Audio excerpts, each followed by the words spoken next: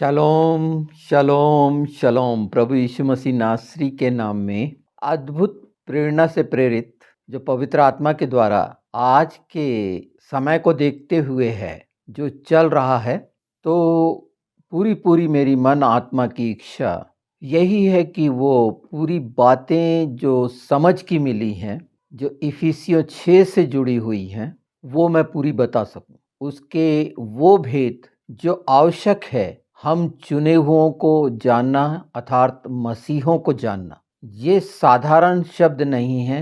और स्वर्गीय स्थानों में इसका मतलब है, महत्व है, चाहे इस पृथ्वी पर, इस संसार में ना हो, पर ये आत्मा के लिए और परिवार के लिए, मसीह की देह के लिए आवश्यक है कि हम में से प्रत्येक जब अपने को मसीह कहता है, हम में से प्रत्येक याजक है, अधिकारी है, वारिस है। यहाँ पर जो इफिसियों 6 में पौलुस ने जो बताए हैं, अगर उसको समझें तो ये पूरा सफर जो पौलुस का था, जब वो बंदी बनकर चला और उन सब से जो उसके वार्तालाप हुए, जब उसकी पेशियां हुई, और जिस तरह से उसे निर्दोष भी ठहराने वाली भी बात हो गई, पर उससे आगे जाकर अगस्तुस की बात कहता है, क्योंकि जहां पहुंचना है रुकना नहीं है, पहली चीज तो ये। और वो जो रोकने वाली चीजें हैं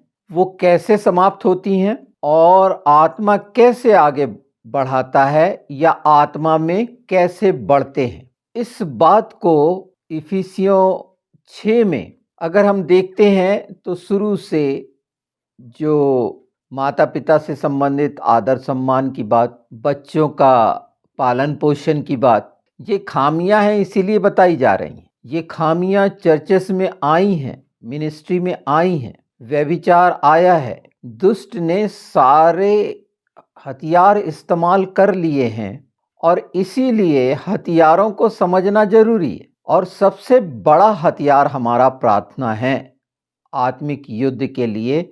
यही तो बताया गया है इफिसियों 6 में कि हमारा मलयुद्ध शारीरिक लड़ाई नहीं है, लहू और मांस से नहीं है, और जिससे है उससे, उसको कैसे हम यीशु के साथ, पवित्र आत्मा के साथ, वचन के साथ, उस सच्चाई के साथ जो पवित्र शास्त्र में पौलुस द्वारा आगाह की गई है, उसको आगे बढ़ा सकते, अपने जीवन में भी पूरे समय विजय यात्रा में रह सकते हैं, परिवार में भी, मिनिस्ट्री में भी, और वो सब काम जो आत्मा में उन्नति क्या है उसमें पहुंच सकते। ये तमाम रुकावट खत्म करने के लिए हजारों बार इफिसियों 6 आत्मिक हथियार बांध लो, पहन लो, ये हम सुनते आए। पर कौन सी चीज को जो दुष्ट की है वो खत्म करना, उस बिंदु पे बात करेंगे हम। निश्चित सच्चाई से कमर कसना अति आवश्यक है। सच के साथ है तो कमर कसी रहेगी, प्रभु यीशु के साथ हैं तो कमर कसी रहेगी, पवित्र आत्मा के साथ हैं तो कमर कसी रहेगी, वचन के साथ हैं तो कमर कसी रहेगी, घुटने ढीले नहीं होंगे, क्योंकि विश्वास ही तो मुख्य है, और विश्वास योग्य और विश्वास प्रभु यीशु है। हम चाहे कुछ ना हो, ये तो हमें मानना पड़ेगा कि हम कुछ नहीं है। हमारे द्वारा, मनुष्यों के द्वारा बड़ी बड़ी गलतियां होती। अपने अपने समय में मनुष्य दुर्व्यवहार करता है, सामने वाले को अपमानित करता है, बेइज्जत करने की कोशिश करता है, मजाक उड़ाने की कोशिश करता है, अपनों के साथ भी परायों के साथ भी। ये ऐसा क्यों कर पाता है? क्योंकि दुष्ट तो यही चाहता है कि जो संबंध है वो टूटे, उसमें विश्वास खत्म हो, दरार पड़े, और बाद में मनुष्य लज्जित होता है, क्षमा मांगता है, आंसू बहाता है कि मैंने क्या कर दिया, ये मुझसे क्या हो गया, मैंने कैसी बात कह दी, मुझे ऐसा नहीं बोलना, क्रोध में मैंने ऐसा ऐसा कर लिया। मसीही लोगों पर ये ज्यादा है, क्योंकि दुष्ट तो यही चाहता है। ये बहुत खतरनाक बात है। और व्यभिचार कलीसियाओं में किस तरह से है, इसे देखना बहुत जरूरी है, क्योंकि इसके कारण वो पूरी कलीसिया तो बदनाम होती ही है, पर मसीहत अर्थात यीशु मसीह तक पहुंचती है।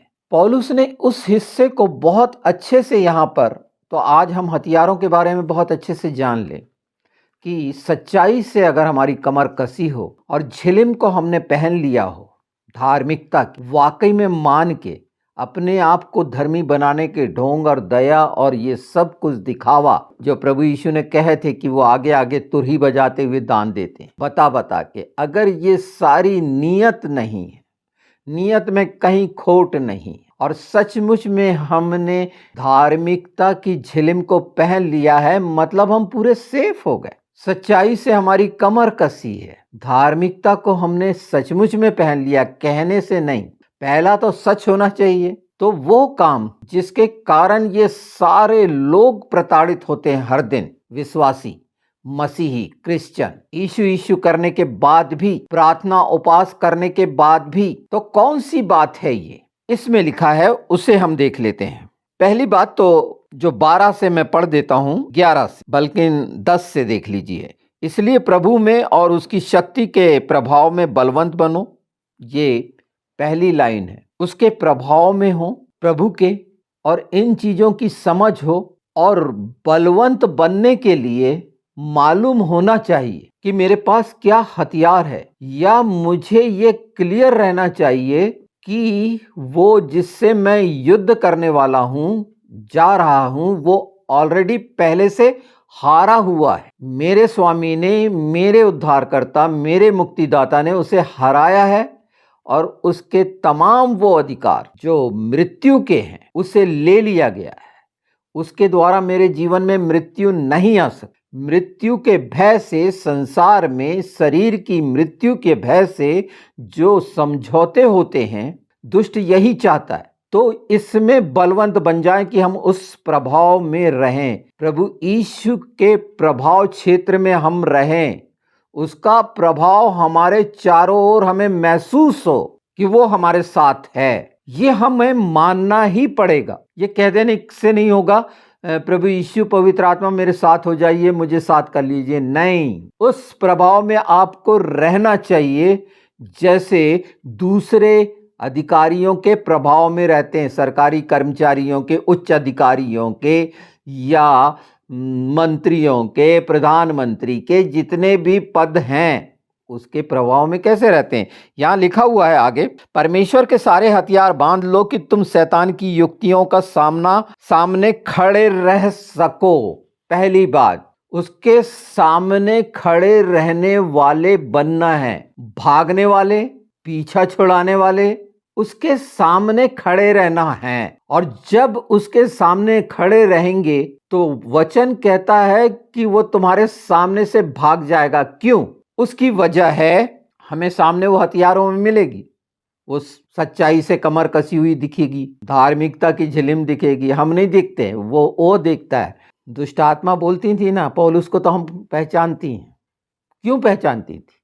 क्योंकि सच्चाई से कमर कसी हुई थी, वो झिलिम पहने हुआ था।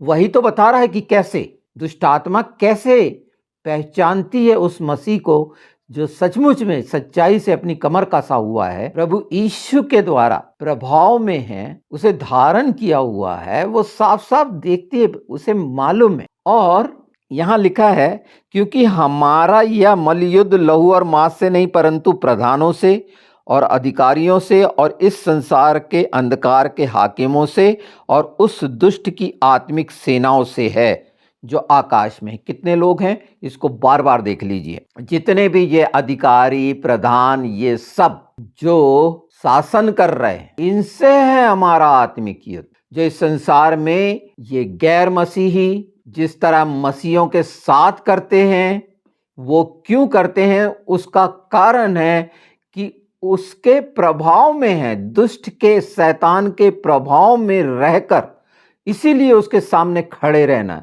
खड़े रहना यीशु के साथ है कि वो मेरे साथ, प्राण बचाने वालों के लिए नहीं है। तो जब हम आगे बढ़ेंगे कि सच्चाई से, हाँ देखिए, ये सारे लोग को पहचान लीजिए, ये पहचान है ये सारे लोगों के पास, जिससे भी आपका काम रहता है, जिससे भी आप मिलते हैं और उससे प्रताड़ित होते हैं, या उत्पीड़न होता है, या जो भी आपके साथ व्यवहार होता है, इन हथियारों से अगर लैस हैं, जो हम आगे चल रहे हैं देखते हैं। इसलिए परमेश्वर के सारे हथियार बांध लो कि तुम बुरे दिन में सामना कर सको।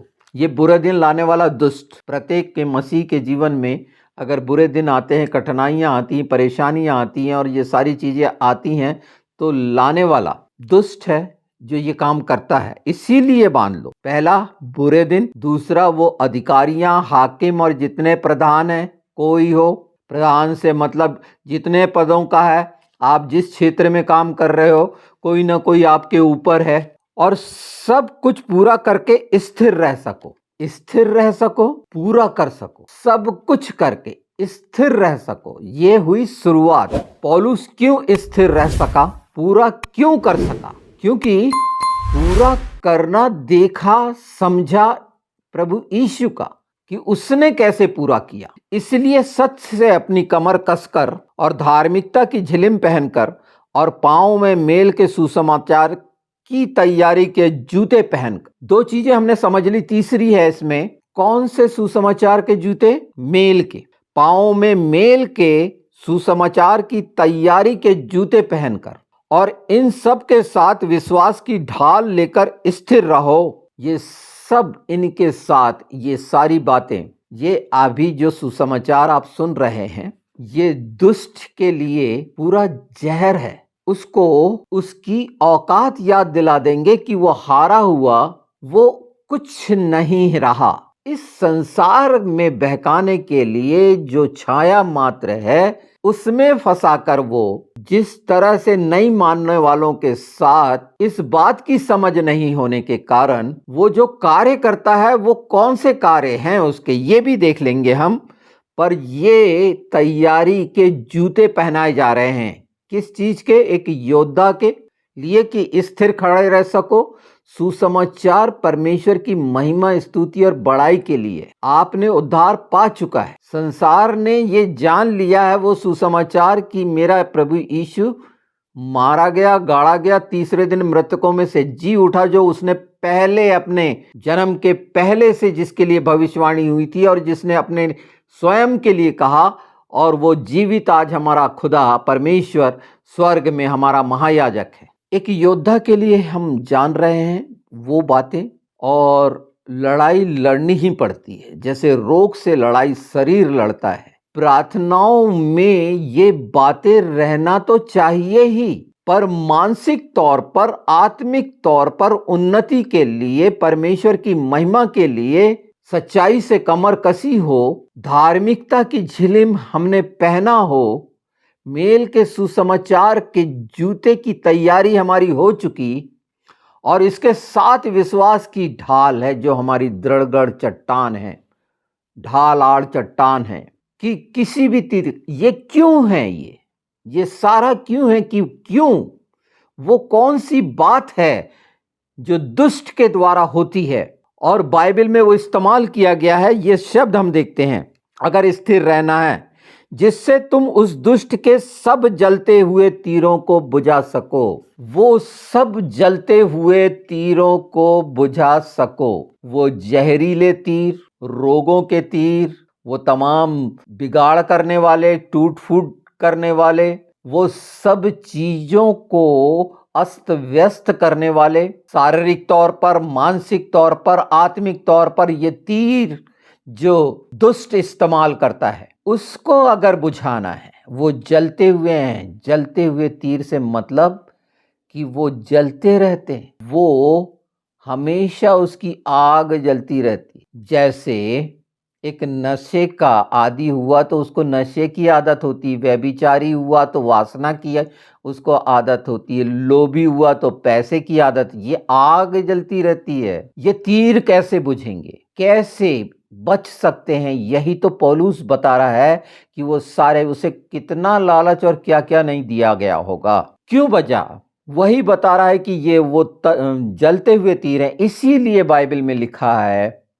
परमेश्वर के तीर हमेशा उस पर चलाते रहो, वचन के तीर हमेशा उस पर चलते रहें, बिना आत्मा में लगातार आगे बढ़ेंगे तो प्रार्थना करते रहने का मतलब ये है कि हमें बताना आना चाहिए कि सिर्फ एक ही है वो दुष्ट शैतान अजगर जो हमेशा मेरी आत्मा को, हमारी आत्मा को नाश करने के लिए, चीरने फाड़ने के लिए तैयार रहता है। जैसे भूख के लिए हम कैसे खाना खाते हैं, दूसरी चीजों का कैसे ध्यान रहता है, अपनी आत्मा का अगर ध्यान कब रहेगा, जब सच्चाई से उसके प्रभाव में हम रहेंगे, प्रभु यीशु के प्रभाव में रहेंगे। कमर कसी होगी उस सच्चाई के वचन से, क्योंकि उसने जो कहा कि मार्ग, सत्य और जीवन मैं हूं, और साबित किया सत्य हमारे साथ है।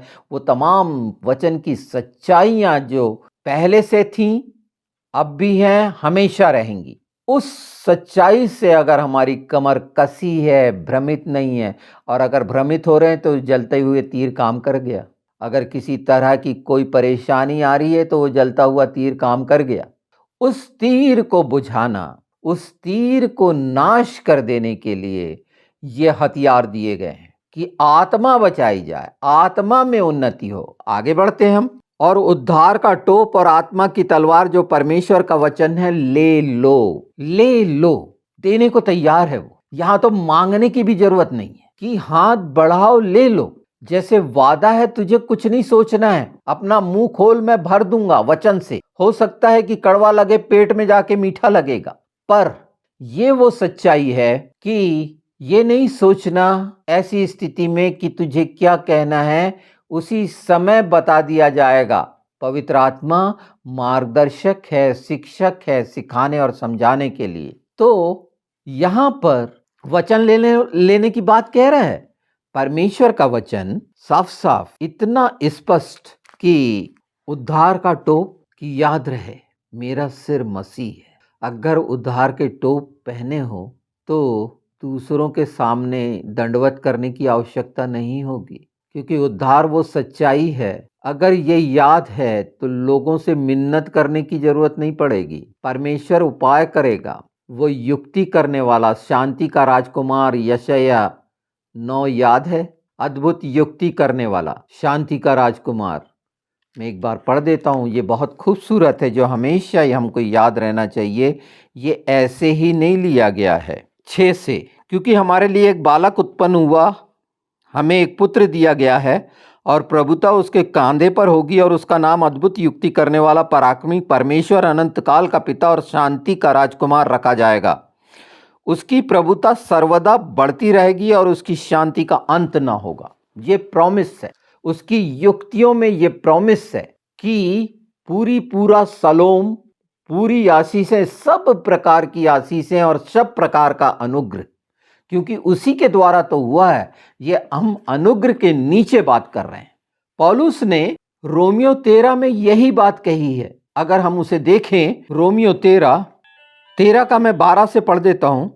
इसमें बहुत सी बातें प्रेम और समय को पहचानने की हैं, और ये अभी जो बातें नींद से जाग उठने के लिए है कि अगर सोए हुए हैं तो जाग उठें, इस बात को पहचान लें, क्योंकि ये घड़ी आ पहुंची है। घड़ी से मुझे याद आया, आपने नाम सुना है कि नहीं मैं नहीं जानता, पर धूम डे वॉच, जो धूम डे क्लॉक बोल सकते हैं उसको, ये वैज्ञानिकों के द्वारा जो परमाणु बम बनाए थे उनके द्वारा ये स्थापित है, और इसलिए स्थापित है, रखी गई। ये आज भी है। इसके बारे में इंटरनेट पे जानकारी लीजिए, आपको पता चल जाएगा कि कैसे ये घड़ी का काम है, कैसे पहचान सकते हैं जो घटना थर्ड वर्ल्ड वार की है। ये first world war, second world war की घटना के कारण ये वाली बातें आई हैं। तो ये घड़ी नींद से उठने का अभी का अगर मैं लेटेस्ट बता दूं तो ये जो समय चल रहा है, ये अगर सुने नहीं है तो 90 सेकंड का है। जैसे ही सुपर पावर की एंट्री होगी इस युद्ध में जो चल रहा है सारे संसार में, आप परमाणु बम पे बैठे हैं, और ये अंतिम समय है ही, द्वार का समय है ही। 5784 पेताक मैंने बताया है पिछले वीडियो में कि क्या मतलब है और वो सब सच्चाइयों का आने का भी मतलब है।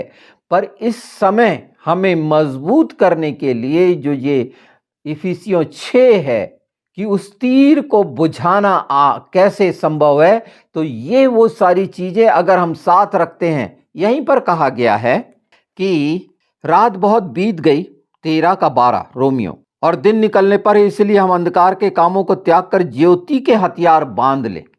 ये वो काम है जब तक त्यागोगे नहीं, कहले को मसीह हो, कहलाते हो, सारे काम करते हो शरीर के, पर मन वही है, उन चीजों में उलझा हुआ है, लालसा और अभिलाषा। ये सारी बातें बहुत, जैसे दिन को शोभा देता है 13:13 में, वैसे काम करो सीधे साधे, क्यों छिप छिप के वो सारे गंदे काम करते हो, वो सब लिखा हुआ है।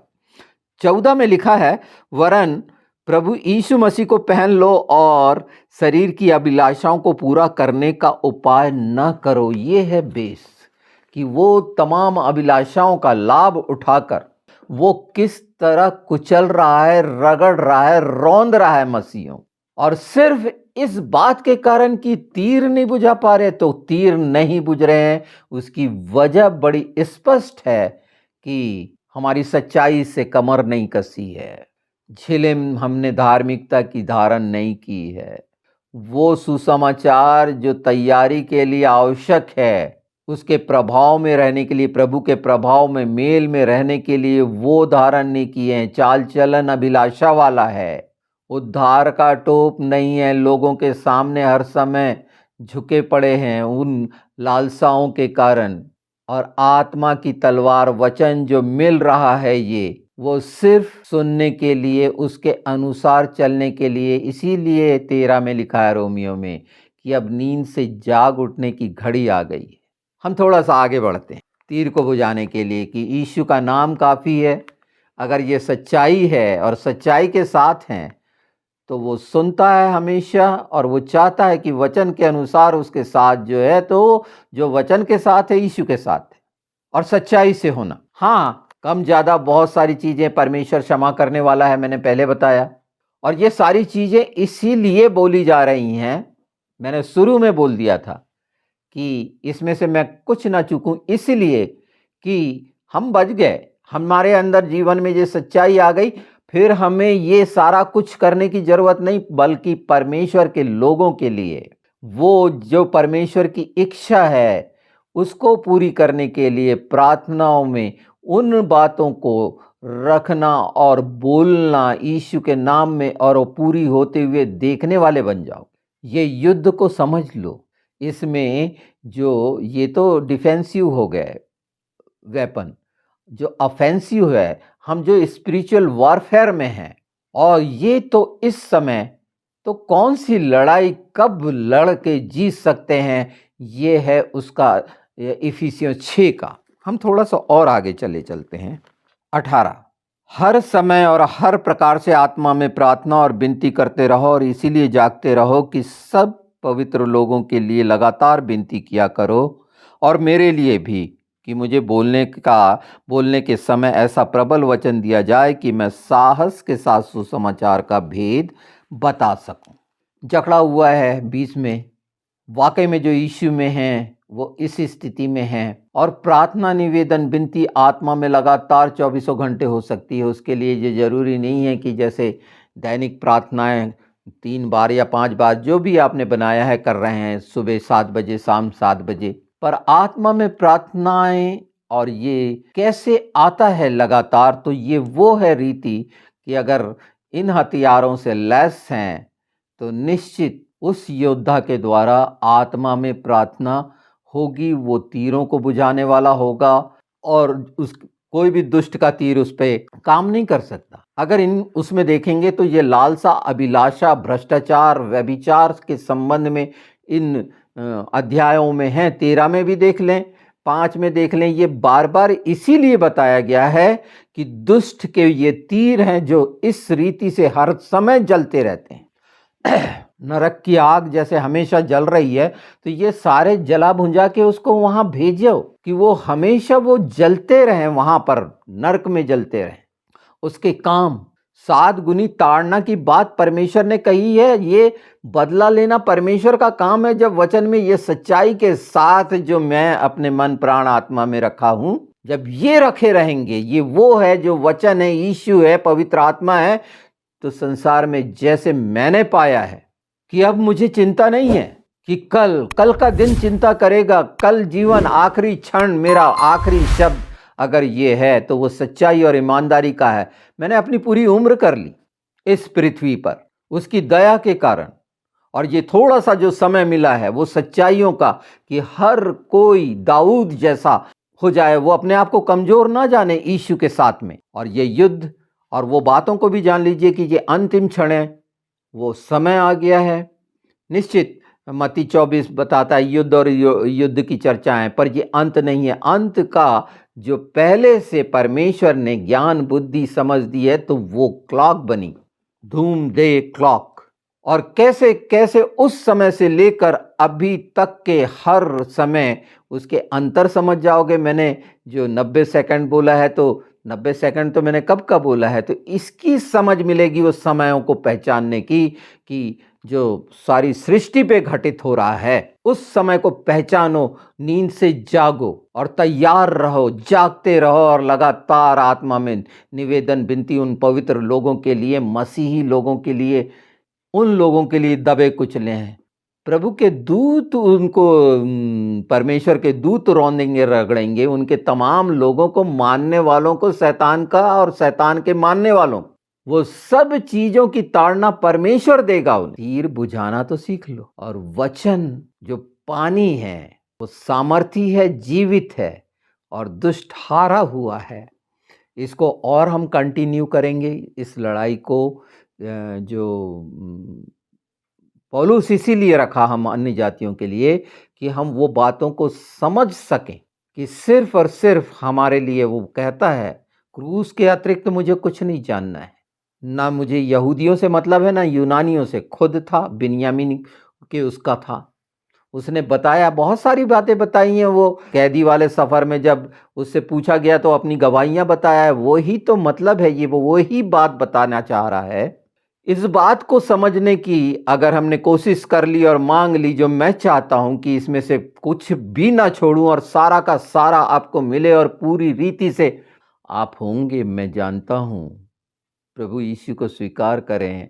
पवित्र आत्मा लगातार हर एक हम में से हर एक के साथ काम करता है, हम बोलें ना बोलें, क्योंकि अगर हमने उसको स्वीकार किया है तो उसका वादा सच्चा है। हमें काम करने देने का मौका देना चाहिए। अपना बोझ डालने का मतलब है कि वो तमाम बातें वचन के द्वारा यीशु के सामने रखना। ये बातें जो बोली जा रही हैं अनुग्रह के सिंहासन के सामने हैं, और आप इसे सुन रहे हैं, परमेश्वर के लेखे में हैं। आप मुंह खोलें और बोलें उन सब के लिए जो निर्बल हैं, उनको सहारा देने के लिए, कि इस बात से वो जब इस सच्चाई को बताएंगे तो वो दूसरों के लिए भी अपने भी तीर बुझाएंगे, अपनी आत्मिक उन्नति करेंगे। आप सहायक बनिए, अपनी गवाही दीजिए। वो कि तीर कैसे बुझते हैं, वचन का वो पानी, पानी को वचन बोला गया है, और वो हमारा प्रभु यीशु है, जीवन का जल। इसमें बहुत सा है, मैं उसकी डिटेल करूँगा नेक्स्ट में, उसकी इमेजेस के साथ कर दूंगा, वो अंतिम घड़ी जो आई है। पर ये याद रखिए, पेला कहा गया है प्रभु यीशु को, शांति का राजकुमार, अद्भुत युक्ति करने वाला, वो कर रहा है। और इन अंतिम समयों में आत्मिक तैयारी योद्धाओं की, ये संसार में जो घटित होने वाली घटनाएं, राजनीतिक उथल पुथल, ये सब होनी है। ये एक दूसरे से लड़ना मरना है, सब अपनी अपनी ताकतें दिखाएंगे। सांसारिक ताकतें हैं, ये आत्मिक ताकतें नहीं हैं। हमारा युद्ध साफ लिखा हुआ है। ये तमाम प्रधान, वो सब अधिकारी जो दुष्ट के हाथ में हैं, ये कुछ नहीं कर पाएंगे, किसी रीति से नहीं कर पाएंगे, क्योंकि सब अधीनता में हमारे प्रभु यीशु के हैं। बहुत सी ऐसी बातें हैं जो अच्छे से समझी नहीं गई अधिकार के बारे में।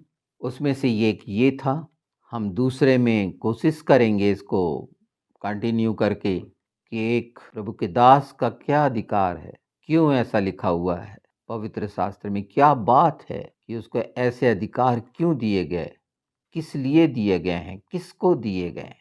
ये 13 रोमियो में हम देखेंगे बिल्कुल। अगर इसको देखें 5 से मैं पढ़ देता हूं।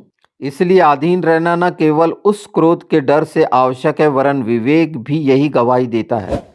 इसीलिए कर भी दो, क्योंकि शासन करने वाले परमेश्वर के सेवक हैं और सदा इसी काम में लगे रहते हैं। इसलिए हर एक का हक चुकाया करो, जिसे कर चाहिए उसे कर दो, जिसे महसूल चाहिए उसे महसूल दो, जिससे डरना चाहिए उससे डरो और जिसका आदर करना चाहिए उसका आदर करो। इसे समझ लीजिए। पवित्र आत्मा का धन्यवाद इस बात को जो आप तक पहुंचाना था मुझे, इस सच्चाई को, कि ये आपके मन मस्तिष्क दिमाग सब समझ में आ जाए कि वो तमाम तीरों को बुझाना है और बुझेगा इन हथियारों के द्वारा। सब साफ साफ है, बदल जाएगा सब यीशु के नाम में।